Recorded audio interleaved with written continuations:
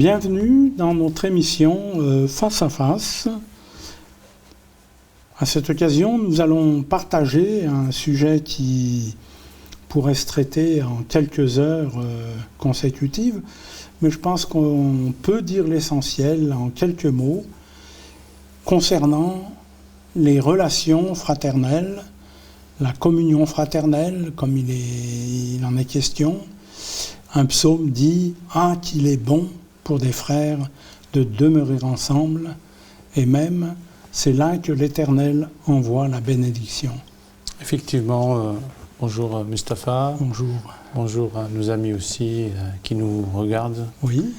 Donc nous les saluons. Fraternellement. Fraternellement. Et justement, dans cette émission, cette nouvelle émission, nous allons aborder ce thème. Et effectivement, Jésus lui-même dit, là où il y a 2 ou 3 qui sont réunis à mon nom, je serai au milieu d'eux. Donc ça ne veut pas dire que texto, qu'il faudrait qu'il y ait 2 ou 3, mais Jésus parle aussi de cette communion qui doit exister effectivement, et c'est normal qu'un chrétien cherche à vivre avec d'autres chrétiens, d'autres frères et sœurs, et ensemble communier, étudier la parole de Dieu, s'interroger sur les textes, prier, jeûner, et pourquoi pas prendre aussi des repas fraternels ensemble qu'on appelle les agapes. Tout ça nous donne cette force justement, cette force, si l'un tombe, l'autre le relève quelque part. Donc d'être ensemble et justement de lutter contre des menaces, qu'elles soient intérieures ou extérieures, et aussi pour apprendre davantage sur notre foi, parce que tout seul, on ne peut pas apprendre à s'instruire, on peut dire. Oui. C'est vrai qu'on connaît rarement des personnes, enfin le cercle de nos amis, on pourrait dire intime, il est quand même très restreint, quoi. C'est ça. Quelques personnes, voire quelques dizaines non plus. Mais autrement, comment peut-on connaître vraiment, notamment sur le plan de la foi, nos amis avec qui nous partageons occasionnellement, par exemple quand on se rend dans une église ou des choses comme ça, mais comment se sentir plus proche de ses frères et sœurs qui finalement ne demandent qu'à nous rencontrer d'une manière autre que l'église. Est-ce qu'on s'enrichit vraiment mutuellement? Moi, je fais allusion à un petit dicton comme ça qui dit « Pour bien se connaître, il faut avoir mangé au moins 1 kilo de sel ensemble ». Donc ça veut dire beaucoup de repas. Ah. Et ça veut aussi dire avoir eu le temps de parler d'un peu de tout et mieux se connaître sur certains sujets. C'est vrai que sur ces repas-là, notre Seigneur en avait partagé beaucoup. Avec Jésus, il aimait bien se laisser inviter un peu partout. Et lui-même, il rassemblait des foules sans avoir pris le temps de faire un menu ou quoi que ce soit. Mais comme par hasard, il y avait quelqu'un qui avait 2 poissons, d'autres un panier de pain. Et ça a suffi pour 5000 hommes, sans compter les femmes et les enfants. Effectivement. Donc le repas permet aussi qu'il y ait cette connaissance mutuelle, et c'est très important pour nous, surtout quand on se retrouve dans des zones où on n'est pas très nombreux. Et je me rappelle quand à l'époque où je me suis converti, et c'est vrai qu'on avait beaucoup plus de connaissances avec d'autres frères qui venaient, chez qui on allait, même si on habitait loin les uns des autres. Mais c'est vrai que spontanément, cette relation est née. Et c'est très important, effectivement. En tout cas, la parole de Dieu nous encourage justement à cultiver beaucoup de choses ensemble. Aimez-vous les uns les autres, soutenez-vous les uns les autres, encouragez-vous les uns les autres. Donc les uns les autres revient assez souvent. Et il y a d'autres passages aussi qui disent que les femmes sont pour vous comme des sœurs, que les hommes soient pour vous comme des frères, que les personnes âgées comme des parents. Et c'est vrai qu'il y a cette culture de famille qui se cultive, d'où l'appellation de la famille de Dieu. Concernant l'Église que nous formons une famille dans laquelle justement doit exister cette transparence, mais aussi ce souci qu'on porte sur les autres, tout comme un corps. Oui. Dans un corps, tous les membres sont utiles quelque part. Et c'est vrai qu'on le sent. C'est quelque chose qui s'apprécie. On peut par exemple rencontrer des chrétiens qui soient, je sais pas moi, du Japon ou de la Nouvelle-Calédonie ou que sais-je. Mais dès qu'on se rassemble et qu'on commence à parler, même si on ne parle pas même la même langue, on se rend compte qu'il y a une filialité qui nous unit.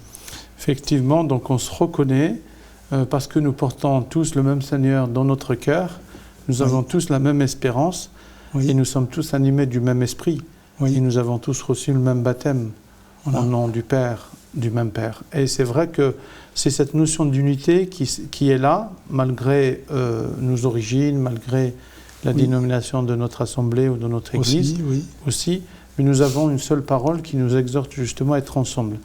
Et du coup, comme je l'ai dit, cette parole nous exhorte à rester ensemble et de bannir tout ce qui nous divise.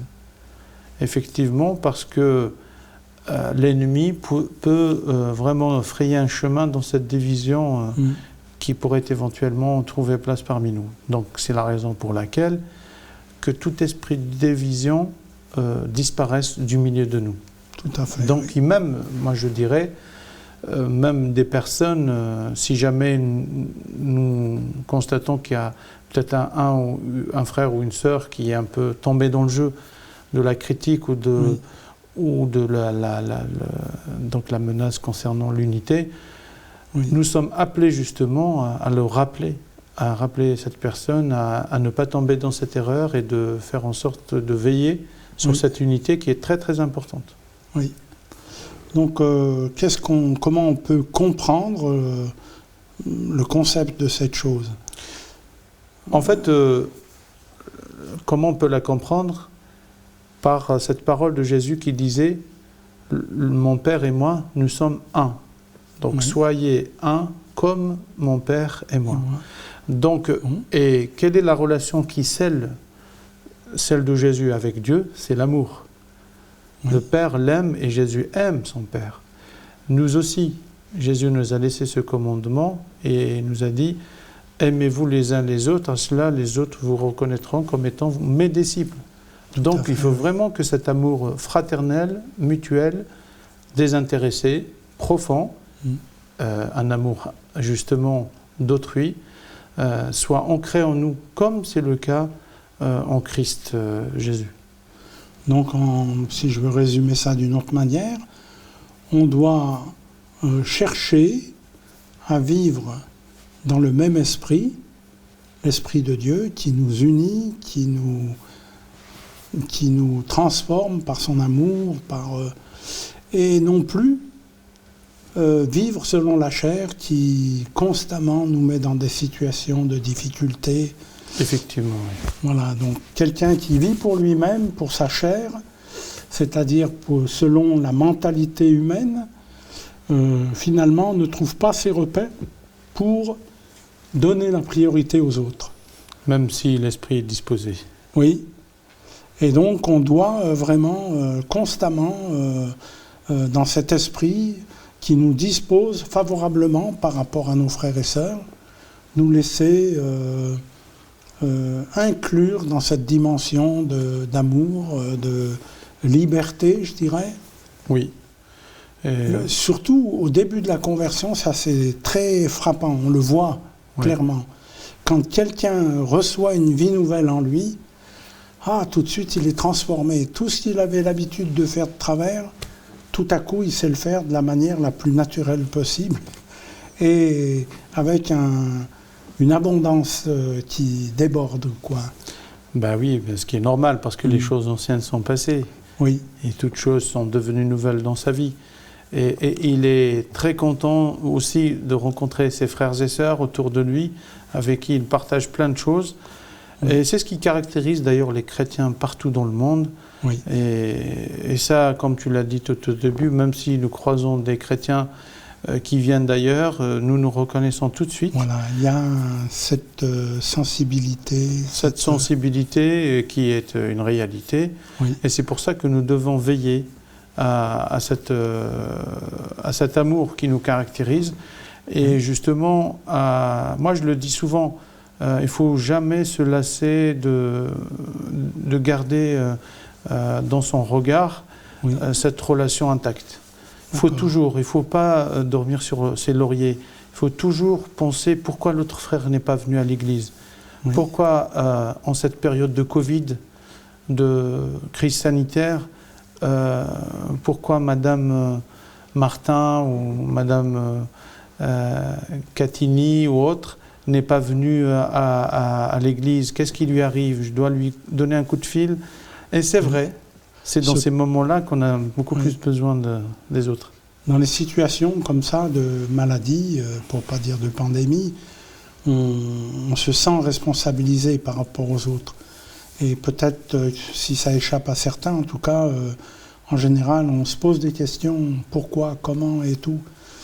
Et naturellement, on devrait aussi se soucier du prochain comme ça, surtout quand on a des personnes qu'on vient de rencontrer, donc qui s'intéressent moyennement au christianisme et tout, mais qui veulent en savoir plus. Là, on doit vraiment s'efforcer de faire des efforts aussi, ce qui n'est pas naturel à notre nature propre, mais on a vraiment à cœur de pouvoir les aider à avancer dans la vie chrétienne. C'est vrai. Et moi, ce qui m'a beaucoup touché justement par rapport à cette difficulté, c'est que pendant cette pandémie, j'ai reçu un coup de fil de la part d'une personne qui n'avait pas l'habitude de m'appeler, mais que je connaissais. Donc c'est une chrétienne, mère de famille, donc j'allais visiter aussi sa famille. Et c'est vrai, je l'ai remarqué tout de suite pourquoi elle m'a appelé, parce que je pense qu'elle avait aussi été exhortée dans son assemblée à appeler des personnes. Voilà, elle l'avait fait, ça m'a beaucoup marqué. Je sais à peu près dans quelles circonstances. Et ça m'a encouragé. Et de mon côté, du coup, je me suis dit, OK, tu as reçu ce coup de fil de sa part, regarde ce que tu peux faire aux autres. Et je me suis proposé justement à d'autres personnes de leur faire des courses. Parce que c'est des personnes âgées qui habitent pratiquement au dernier étage d'un immeuble. Et je me suis dit, je les ai appelés, du coup, est-ce que vous avez besoin de quoi que ce soit, de l'eau ou autre? Et c'est vrai, c'est des circonstances dans lesquelles nous nous sommes retrouvés, nous qui sommes frères et sœurs, et qu'il faudrait affronter ensemble. Oui. Donc non seulement les affronter ensemble, mais aussi en compagnie de notre Seigneur. Jésus est là. Oui. C'est lui qui nous a dit, je serai avec vous tous les jours jusqu'à la fin du monde. Voilà, donc on est plus qu'en communion avec lui par son esprit, donc il est constamment avec nous. Et c'est ça qui est le plus important. Donc ma sœur, mon frère, il ne faut jamais se décourager de dire là où j'habite, il n'y a aucun chrétien, il n'y a aucune chrétienne. Effectivement, j'ai la CNA qui diffuse les programmes, je suis contente, privilégiée même. Mais c'est une occasion aussi pour toi de prier pour que le Seigneur puisse susciter des personnes autour de toi qui pourront aussi décider de le suivre et devenir chrétiennes ou chrétiens, et ensemble vous former une communion fraternelle. Oui, pour reprendre l'expression de Jésus qui disait et qui racontait une histoire en disant que quelqu'un avait un grand troupeau, mais qu'il avait perdu une petite brebis qui s'était égarée dans la nature. Et tout à coup, il s'investit, il laisse les 99 d'un côté et il part à la recherche de la petite brebis qui était perdue. Et quelle joie quand il l'a retrouvée! Ça a changé toute la vie, probablement même du troupeau, puisqu'il la prend sur ses épaules. Il va voir tous ses amis en disant « J'ai retrouvé la brebis qui était perdue. Et voici, elle est retrouvée. » Effectivement, et ce qui est intéressant dans cette parabole, c'est Jésus avait laissé le troupeau qui était uni, effectivement. Oui. Et il pouvait faire face à toute attaque quand on est nombreux. C'est vrai. Voilà. Oui. Donc une brebis toute seule, elle est toute fragile. Oui. Donc d'où l'intérêt d'être toujours ensemble.